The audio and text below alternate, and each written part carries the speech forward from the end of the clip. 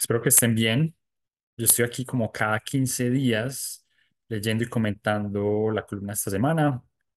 Recuerden que pueden leerla en El Colombiano y en la revista Forbes. La columna de esta semana se llama Cultura y Organizaciones en Latinoamérica. Y dice así: hace unas cuantas semanas me invitaron a dar una charla en la Universidad de California en San Diego.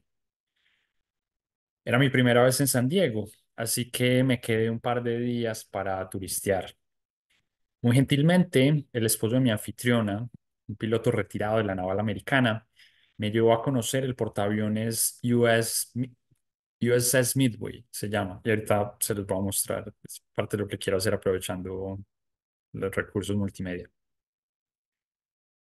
Este barco, este portaaviones, está operando hoy como un museo militar y se encuentra anclado en la bahía de San Diego. Esta visita me enseñó mucho y me permitió reflexionar sobre la importancia de la descentralización de la autoridad en el éxito de organizaciones altamente complejas. Quiero compartir esta reflexión con ustedes. Primero, algo de contexto. Los portaaviones son los navíos de guerra más grandes que existen. Tienen múltiples funciones. Además de ser buques de guerra, también son aeropuertos y gigantescos centros logísticos. Desde un portaaviones se puede atacar objetivos directamente, al igual que llevar a cabo operaciones aéreas, pero también se puede proveer servicios de salud, agua potable y energía eléctrica a poblados de decenas de miles de personas. Los portaaviones suelen navegar en flotas compuestas por más embarcaciones como cruceros, destructores, etc. Cada una de esas embarcaciones tiene un capitán. Este es la más alta autoridad dentro de cada navío.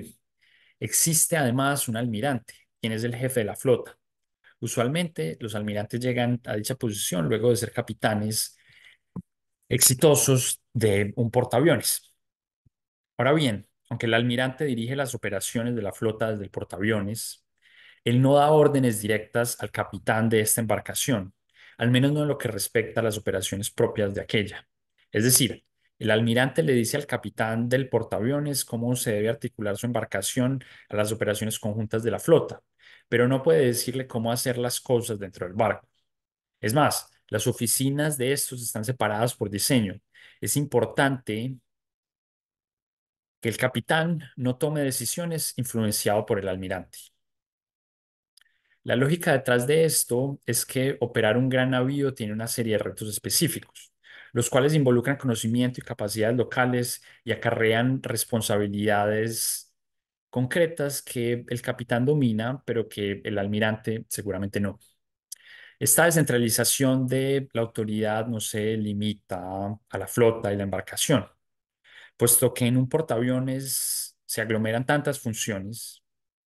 Está compuesto por diferentes divisiones y grupos que gozan de una alta independencia de mando. Por ejemplo, el jefe de una escuadra de helicópteros, aunque por supuesto en coordinación con el almirante y el capitán del portaaviones, decide por su cuenta cómo se ejecutan la mayoría de sus operaciones específicas. Esto es un equilibrio de la más alta complejidad.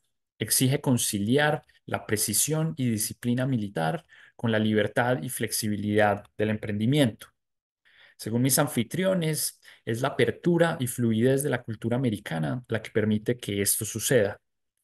Es así como ellos me hicieron notar que mientras Estados Unidos tenía permanentemente 11 portaaviones en funcionamiento, China, la segunda potencia militar del mundo, apenas tenía dos, habiendo aún profundas dudas sobre la efectividad de estos. En su opinión, es difícil operar una máquina de este tipo en una cultura de muy alto respeto a la autoridad, como lo es la cultura china. Más allá de si esa hipótesis específica es cierta o no, la cultura de una sociedad ciertamente impacta el desempeño de las organizaciones que nacen en ella.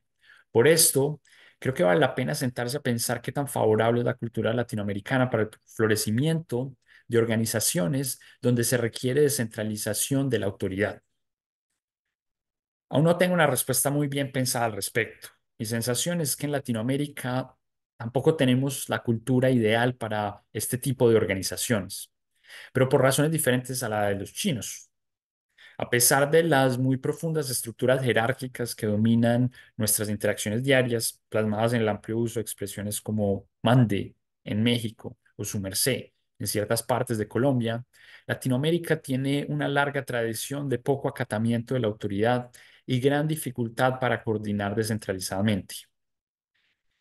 Y uno podría pensar en las raíces históricas de esto, recordando la expansión del lema obedezco pero no cumplo en tiempos coloniales, o el faccionalismo y desorden de los primeros movimientos independentistas en la región.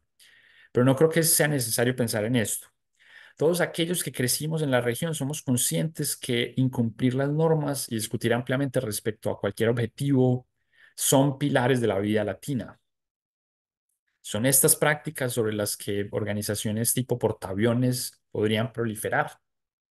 Con esa pregunta termina la columna. Y tengo como de costumbre tres cosas de las que quiero hablarles. Y la primera es, pues, como tratar de ilustrar un poquito mejor em, mi visita. Que de pronto eso, digamos, la columna tiene un elemento como muy de crónica. Entonces, creo que algunas imágenes o algo podrían servirles.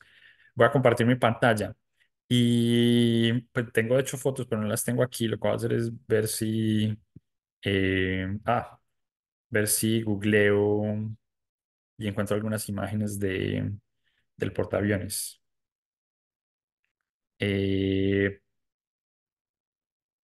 share screen, share screen. Listo. Vamos a ver.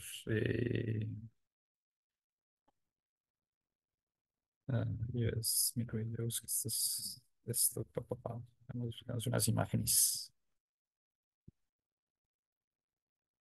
Listo, aquí está. Entonces, digamos, ¿cuál es la historia? Este es un portaaviones, digamos, una embarcación súper interesante porque bueno, por cierto, digamos,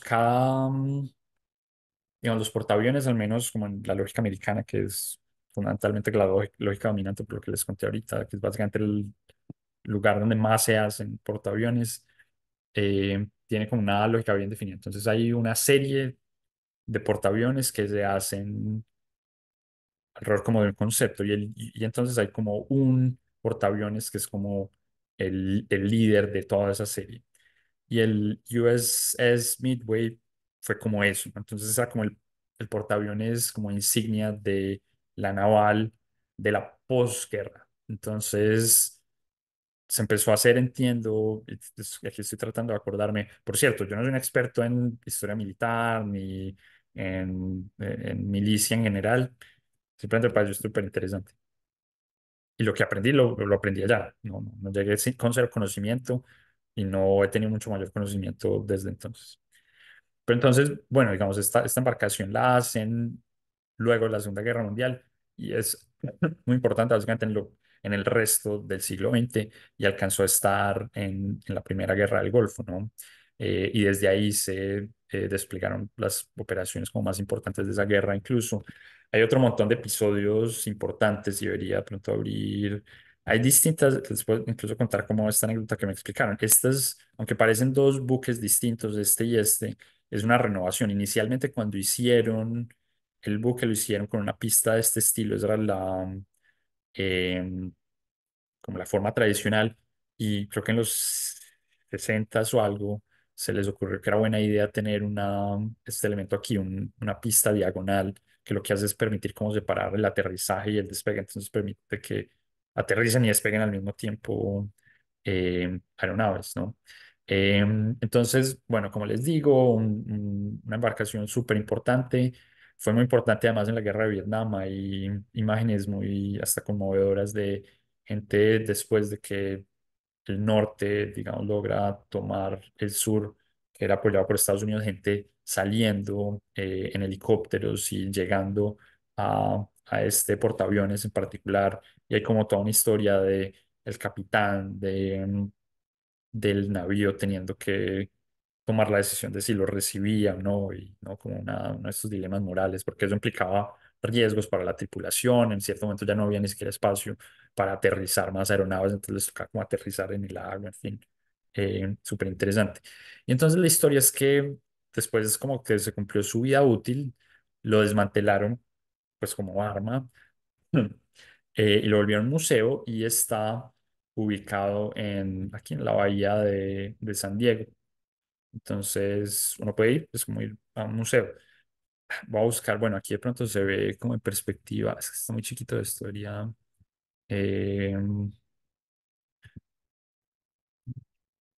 Eh, quiero mostrarles como los tamaños pues, de la embarcación, ¿no? Miren lo grande que es, comparen, obviamente aquí hay algo de perspectiva, pues, pero digamos, aquí hay edificios, miren lo grande que es esto, ¿no? Y hay varios pisos y etcétera, ¿no? Em, entonces, bueno, esa es como la historia y fue entonces una actividad como súper entretenida.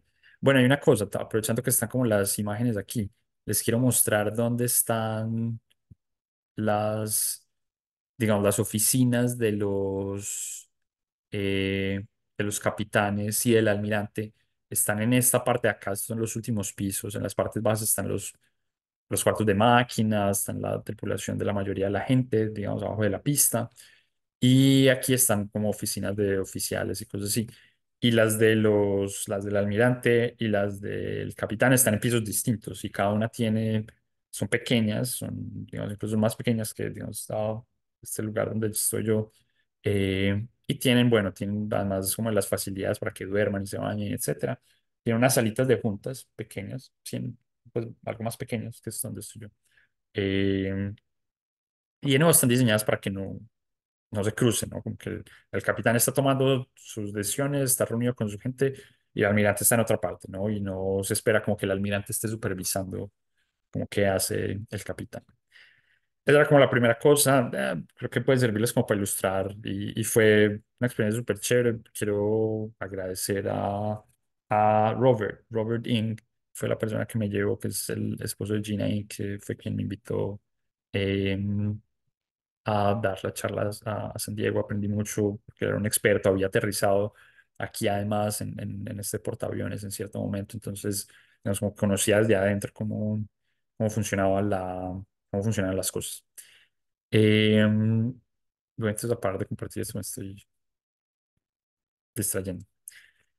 Esa era la primera cosa. La segunda cosa que quería hacer era como criticar un poquito incluso el ejercicio este de la reflexión cultural que yo encuentro un poquito antipático ese tipo de análisis y las teorías que dicen los latinos son de cierta forma y entonces no sirven para tal cosa o los europeos son de tal otra y sí.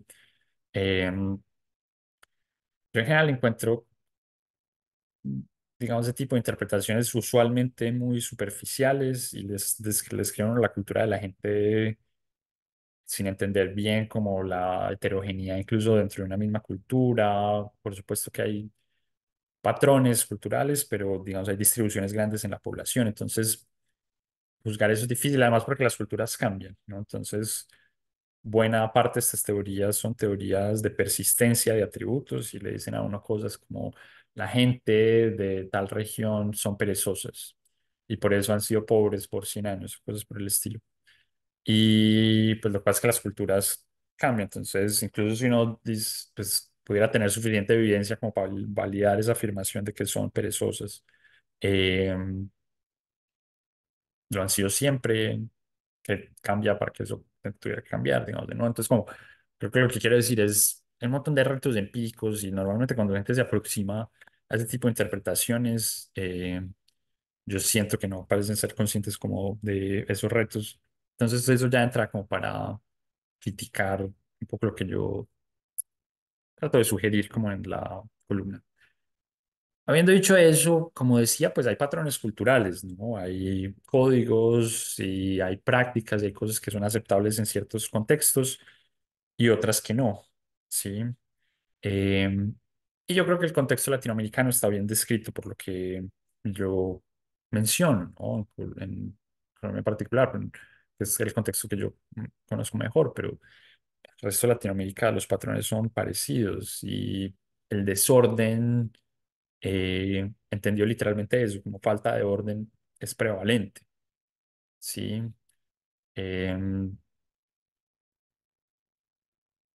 A la gente le cuesta seguir órdenes en general.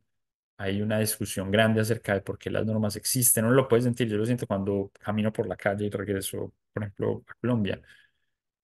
Yo estoy acostumbrado por llevar como años viviendo en otros contextos donde el tráfico es bastante más ordenado y uno como peatón, yo suelo ser peatón, se siente bastante tranquilo, los carros paran, porque esa es la normativa, de hecho también es la normativa en Colombia, si uno va cruzando una cebra, los carros deben parar, ¿sí?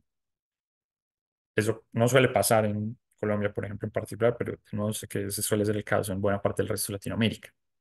¿Por qué uno, y ya no solo es que la gente no respete que los peatones tengan como la vía, sino que se enojan si uno, por ejemplo, se mete, ¿sí? Y lo putean a uno, y etcétera, ¿no? Y creo que eso ilustra un poquito lo que trato de escribir, ¿no? Es como no solo es que las normas que vienen de arriba como que no se aceptan, sino que hay toda una discusión adentro de si ¿no? Se deben aceptar o no. Es completamente lo opuesto claramente a estas tradiciones del este de Asia que se ilustran en esta historieta, pues con el caso chino, donde hay un gran respeto por las jerarquías y básicamente se cumplen las órdenes y no se trata de debatirlas, y eso puede ser un problema también en estas dinámicas de descentralización de orden. Y también es diferente entonces a este estilo americano, ¿no? Este estilo de, claro, hay órdenes que vienen de arriba, la gente cumple órdenes, pero muchas de esas órdenes también se generan localmente y la gente se compromete a esas órdenes. Entonces ese es el balance extraño que yo describo, ¿no? Y eso me recuerda y pensé en escribir algo como conectar esa idea en la columna, pero pues, la columna ya estaba larga y en fin, no, digamos, no quería como dispersarme mucho. Hay una idea muy interesante de un coautor y pues buen amigo y mentor mío, James Robinson, con Daron Acemoglu, que se llama, digamos, la plasmaron en un libro que se llama en español desde algo así como el corredor angosto. Y no es realmente una teoría como cultural, es más una teoría institucional, pero lo que hacen es describir que el mundo que hay como tres grandes regímenes como institucionales en el mundo. Uno es como el estilo, sí, como el este de Asia o algo así, en el que hay estados de mucha autoridad, ¿no? Como que hay autoritarismo y el Estado domina a, a la sociedad civil. La sociedad civil está como profundamente limitada. Hay otro escenario que es el opuesto, que es descrito quizá bien por Latinoamérica, que es el opuesto. Es como la sociedad civil domina al Estado. Y el Estado trata de hacer cosas, trata de aumentar los impuestos y hay plantones y no se puede hacer, ¿no? Tratan de hacer una vía por no sé dónde y las comunidades salen y no dejan hacer la vía. Es un poco como la lógica. Y hay unos lugares que eso es lo que ellos llaman el narrow corridor, ese angosto corredor, donde por procesos históricos y etcétera se logró un balance entre esas dos fuerzas, ¿no? Entre la autoridad centralizada del Estado y la autoridad de la sociedad civil. Y ellos dicen, bueno, es el caso de Estados Unidos, de Europa Occidental, y eso es fundamentalmente lo que se necesita para que haya crecimiento económico sostenido. ¿Sí? El argumento es pues, un poquito más elaborado, en fin, los invito a que pues, compren el libro, lo lean, en fin, escuchen las charlas de Jimmy y de Aaron. Pero esa es como la idea, y yo siento que machea un poco esta narrativa de la que yo estoy hablando, ¿cierto? Pues esta historia de la que yo estoy hablando. Y entonces con eso quiero conectarlo entonces con la tercera cosa que quería decirles y es como las implicaciones un poco de mayor escala de esta idea de que la autoridad descentralizada importa. Una forma de pensar en la gran escala de esto es la de Jim y de Aaron, ¿no? Esta lógica de cómo las instituciones promueven el desarrollo económico y no sé qué. Lo que yo hago en la columna es hablar de organizaciones puntuales, ¿sí? Como cómo funcionan portaaviones. Pero uno puede pensar más ampliamente en el rol de esto en la consolidación de una democracia funcional. Y esto me hizo recordar, hablando de esto, escribiendo sobre esto, me hizo recordar un comentario que se le criticó mucho al presidente de Colombia hace unos meses, donde decía algo así como yo soy, que no se le olvida al fiscal o algo así, como que yo soy su jefe. Pues era algo así como lo que implicaba. Y bueno, mucha gente dijo como, oye, ¿cómo así? Pues, pero si es que en Colombia existe la división de poderes y bla, bla, bla. Y parte de la discusión por un tiempo fue, no, pues el presidente es el jefe del Estado. Y aquí es donde viene la cosa, digamos, como que una visión completamente autoritaria, no hay entonces mucha discusión, hay unas jerarquías y hay una línea de mando. ¿sí? Entonces el presidente es el emperador, pues o qué sé yo, ¿no? Y todo el mundo en el estado es un súbdito, ¿no? ¿Cuál es la palabra? Pues una persona bajo su mano, ¿no? Hasta el fondo. Hay contextos como completamente horizontales, pero creo que lo interesante es que la noción de las democracias liberales, de las repúblicas modernas, lo que hacen es mezclar estos elementos, ¿no? Hay autoridad y hay Estado que da órdenes y las hace cumplir, pero no es una persona y no es una rama, son varias ramas y hay pesos y contrapesos. Y eso es un elemento esencial, ¿sí? Y entonces pensar en no solo la cultura, sino como los principios que soportan eso es importante. Y aquí quisiera mencionar algo que a mí me asombra mucho del funcionamiento como institucional americano, y es que a pesar de esta sensación como de caos liberal y que el Estado no hace muchas cosas, que es parcialmente cierta, todo funciona como muy bien, no todo, pero digamos, hay muchas cosas que funcionan muy bien, ¿no? Hay zonas profundamente seguras, por ejemplo, pues como para hablar de un servicio que ofrece el Estado, en fin, y que sí, pero mucho de eso está basado en un equilibrio local, en que en una sociedad civil muy activa localmente, ¿no? Entonces hay mucha participación local, la gente se preocupa mucho por lo que pasa en sus barrios, en sus distritos, en sus pueblos, y la gente se lanza a esos puestos de elección pública y la gente respeta a esas autoridades y eso vive más o menos en paz con el Estado federal. Y una de las grandes tensiones de la política americana es mantener esa estabilidad, ¿sí? Y yo siento que eso es esencial para la prosperidad de una sociedad y no para la consolidación de una democracia efectiva. Entonces, y esto por cierto me estoy acordando, lo conversaba con Robert, el amigo que me llevó al US Midway, que me contaba como en partes de Latinoamérica uno va y uno lo que nota es que la gente no se preocupa como por su entorno inmediato, algo así. Entonces, lo que quería describir él más o menos es esto de si está sucio el frente o hay un hueco al frente de la calle de alguien, la gente dice, oh, el Estado no lo ha solucionado. Y es lo que decía desde su visión como más americana, como más inspirada en estas lógicas como locales que les describo. Es como, no, pues hay como, pues resuélvanlos ustedes, los que viven ahí al lado del hueco. Sí. Y de nuevo, siempre que uno habla de esto, tiene el riesgo de caer en comparaciones desagradables y en la generación como de estereotipos que, como todo estereotipo, no es cierto todo el tiempo y no sabemos si en la mayoría de casos, en fin. Pero el punto es que esas son instituciones que se pueden y se deberían fomentar y creo que es particularmente importante en el contexto latinoamericano, ¿no? Robustecer localmente a la sociedad civil. Y eso es esencial en la consolidación de una democracia más efectiva. Y voy a contar un último, quisiera como mencionar un último ejemplo como muy, muy local que yo creo que muestra lo importante de la sociedad civil local. Y es el caso de Medellín en las últimas elecciones, eh, en la que después de años de insatisfacción con el alcalde de turno, que pues estuvo expuesto a infinidad de acusaciones de corrupción y en fin, hubo un profundo activismo de la gente y eso incluyó a los empresarios, pero incluyó a los medios, pero incluyó a gente que se puso en Twitter a buscarle eh, cosas mal hechas al alcalde, ¿no? Y como seriamente, y buscar casos de corrupción explícitos, gente normal, ¿sí? Eh, y eso fue esencial para, pues, para una renovación eh, en las elecciones y bueno, no sabemos si quien se eligió será bueno o malo, en fin, pero ilustra, digamos, el poder de ese tipo de procesos.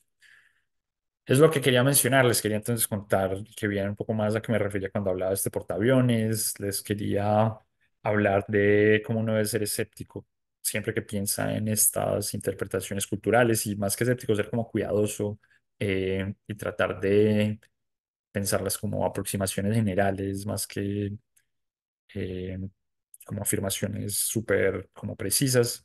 Y les quería finalmente pues tratar de argumentar que esta descentralización de mando es un atributo muy importante en la consolidación y preservación de una democracia funcional y que deberíamos tratar de promover esos espacios de civismo local. Eso es básicamente todo. Como siempre, les sugiero que comenten abajo y que hablemos de esto. Cuéntenme qué les parece y bueno, les agradezco que hayan visto esto.